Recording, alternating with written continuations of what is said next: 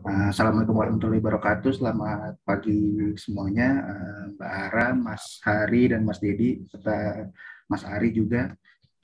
Kali ini saya akan mempresentasikan tentang web portofolio saya.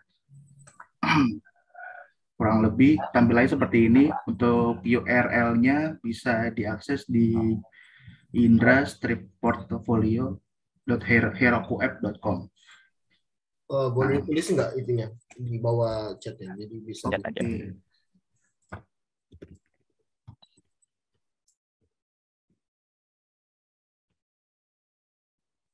Oke, udah ya, Mas. Ya, Nah, overview-nya kurang lebih seperti ini. Lalu dalam membuat ini saya menggunakan view untuk front end-nya dan back end-nya menggunakan Express.js serta database-nya MongoDB. Dalam membuat ini saya pecah ke beberapa komponen. Yang pertama itu ada, nah ini untuk pertama ada navbar komponen yang berisi kurang lebih judul My Portfolio Website, lalu ada link untuk menuju ke section About, Skills, dan Portfolio. Selanjutnya ada komponen banner. Banner ini terdiri dari foto serta beberapa teks pengantar, kurang lebih seperti ini. Hai, saya adalah seorang full stack developer. Selamat datang di website portofolio saya. Untuk komponen ini sendiri, saya menggunakan props untuk mengambil datanya, di mana di sini saya menampilkan foto dan teks full stack developer itu mengambil dari database. Lalu komponen berikutnya ada komponen skill. Nah, skill ini terdiri dari beberapa skill yang saya miliki yang datanya sama diambil dari database juga. Database juga itu ada skill Python beginner, JavaScript yang advance, Vue intermediate, PHP advance, Laravel intermediate, dan HTML advance serta CSS sudah advance. Komponen berikutnya itu ada portfolio komponen ya. Nah, di sini terdiri dari portofolio yang sudah saya lakukan. Di sini saya menggunakan template Bootstrap yaitu card. Nah, ini sendiri saya menggunakan V4 untuk loopingnya agar bisa langsung muncul semua, tidak usah disebut di hardcode satu-satu. Komponen terakhir ada footer komponen yang berisi copyright. Bagaimana website ini bekerja? Pertama adalah saat klien mengakses URL tersebut, yaitu industryportfolio.herokuapp.com. Secara tidak langsung, web itu akan melakukan request ke API yang sudah saya buat. Nah, lalu dari API tersebut meminta data juga dari database. Setelah itu akan dikembalikan ke klien sehingga muncul tampilan seperti tadi di awal. Teknologi apa saja yang saya gunakan dalam membuat website ini? Saya menggunakan Vue.js sebagai front end-nya, lalu ada Node.js untuk server backend-nya, lalu ada Express.js untuk membuat API-nya. Saya juga menggunakan MongoDB sebagai database-nya, lalu menggunakan Bootstrap dan Font Awesome untuk mempercantik tampilan dari Vue.js sendiri. Kurang lebih itu aja sih, Mas, presentasi dari saya. Wow. Ini perlu dibuka webnya atau enggak nih? Boleh. boleh. Oke. Nah, kurang lebih website-nya seperti ini sih. Section about. Tadi about section skills. Saya skills di sini memakai Bootstrap juga, accordion. Tuh Cuman seperti itu ini. akordeonnya kayaknya belum Mas Indra set tiap Satu-satu ID-nya sih. ya. Ya kan Iya, belum untuk iya, satu-satu Mas. itu. Baru V4-nya langsung ke semuanya nih. Iya. Nggak apa-apa.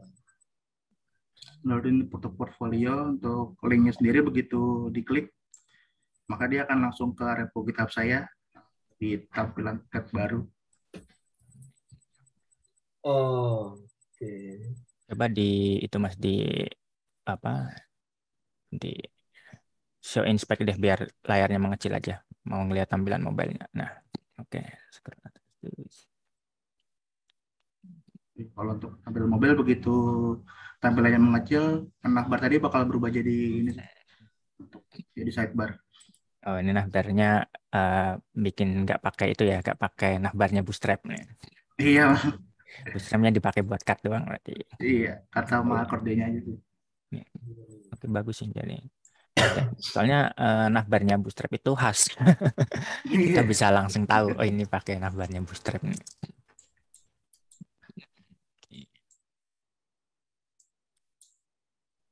Boleh lihat gini nggak GitHub-nya? GitHub-nya. Salah satu aja berarti ya, Mas ya? Kenapa? GitHub keseluruhan atau salah Yang satu ini, dari portofolio ini? Yang ini aja, yang untuk ini. yang webnya ini. Belum ada Oh, ya? webnya ini belum saya push sih, Mas. Baru push ke Heroku-nya aja. Oh, oke. Ah, Mungkin bisa itu sih buka VS Code-nya mungkin kalau Mas Hari mau ngelihat.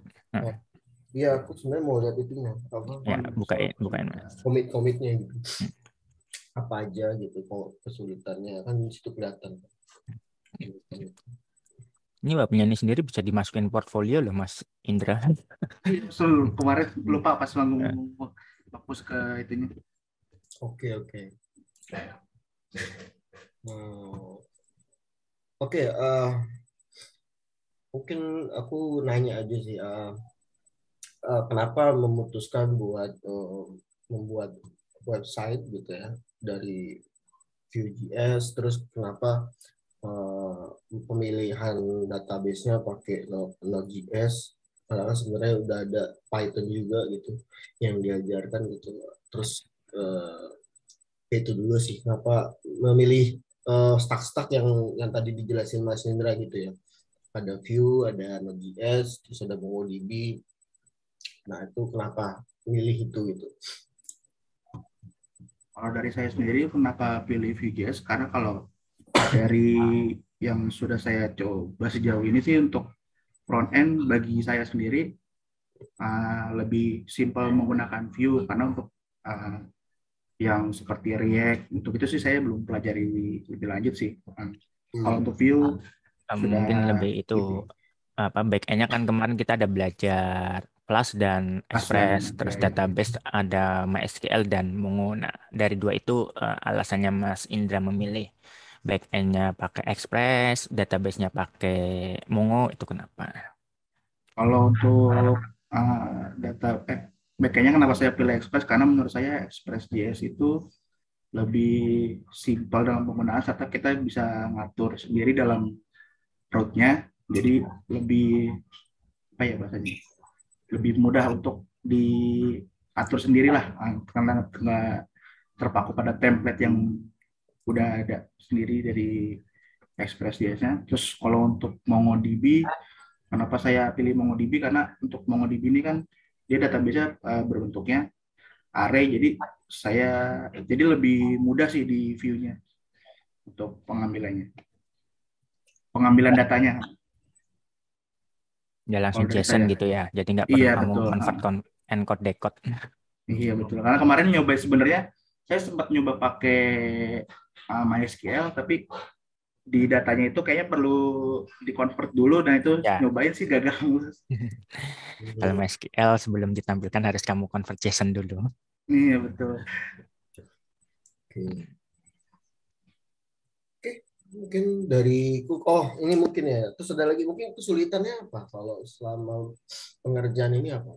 Maksudnya kesulitan yang ditemukan gitu ya, misalnya kayak contoh deployment gitu, ada kendalanya lama di sini.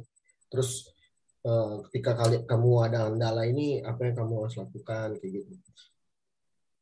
Kalau untuk Kendalanya. kendala kemarin awalnya kan mencoba pakai MySQL ya, Mas ya. Itu kan begitu ditampilkan datanya seperti tadi yang Mas Diri bilang harus diubah ke JSON dulu. Hmm. Nah itu saya coba browsing gitu-gitu, agak lama nih, stucknya kurang lebih sampai 1 hari kan. Maka itu saya memutuskan coba pindah ke MongoDB. Selain itu juga kesulitannya ada di yang kemarin saya sempat tanyakan itu di grup yang view.config.js.